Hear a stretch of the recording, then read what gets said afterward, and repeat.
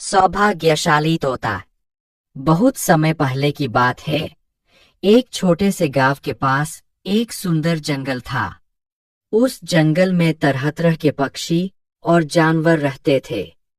उन्हीं पक्षियों में एक अनोखा तोता भी रहता था, जिसका नाम चिरकू था।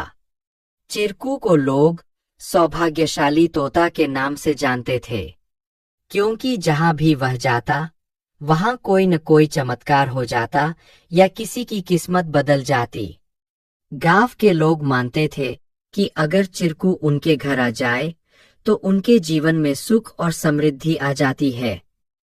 चिरकू हमेशा खुश रहता और अपनी मधुर आवाज में गाने गाता। लोग उसे फल और अनाज खिलाते और उसकी भलाई की कामना करते थे। चिरकू भी गांव के लोगों से बहुत प्यार करता था और जहां भी जाता खुशियां बांटता। एक दिन गांव में एक गरीब किसान, जिसका नाम रघु था, बहुत परेशान था। उसकी फसलें बर्बाद हो गई थीं और उसके पास खाने को भी कुछ नहीं था। वह दिन रात मेहनत करता, लेकिन किस्मत उसका साथ नहीं दे रही थी। एक दिन रघु ने गांव के लोगों से चिरकू के बारे में सुना और सोचा कि शायद यह सौभाग्यशाली तोता उसकी भी मदद कर सकता है। रघु ने तय किया कि वह चिरकू से मिलकर अपनी किस्मत बदलने की विनती करेगा। अगले दिन वह जंगल की ओर चल पड़ा और चिरकू को खोजने लगा। बहुत ढूंढने के बाद उसे चिरकू एक पेड़ की डाल पर बैठे हुए मिला। रघु ने बड़े ही आदर के साथ कहा। चिरकू ने रघु की बातें ध्यान से सुनी और उसकी आंखों में दया उमड़ आई। चिरकू ने अपनी चोंच में एक छोटी सी चमकती हुई पत्ती उठाई और रघु को देते हुए कहा, यह जादुई पत्ती है।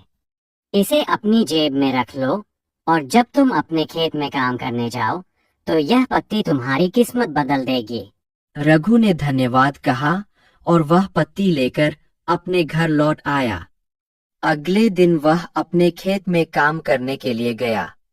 जैसे ही उसने खेत में जुताई शुरू की, अचानक से बारिश होने लगी। उसकी सूखी जमीन हरी भरी हो गई और थोड़े ही समय में उसकी फसलें लहलहा उठीं।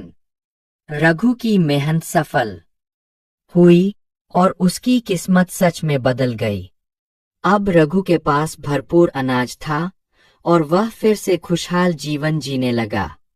उसने गांव के लोगों को चिरकू की बुद्धिमानी और उसके द्वारा दी गई जादुई पत्ती के बारे में बताया। सभी लोग चिरकू की प्रशंसा करने लगे और उसे और भी अधिक प्यार देने लगे। लेकिन चिरकू ने रघु को एक बात कही थी, याद रखना, यह पत्ती सिर्फ तुम्हारी मेहनत का साथ देगी। अगर तुम मेहनत करना छोड़ दोगे तो यह भी अपना जादू खो देगी। रघु ने चिरकू की बात समझ ली और कड़ी मेहनत जारी रखी। धीरे धीरे उसकी स्थिति पहले से बहुत बेहतर हो गई।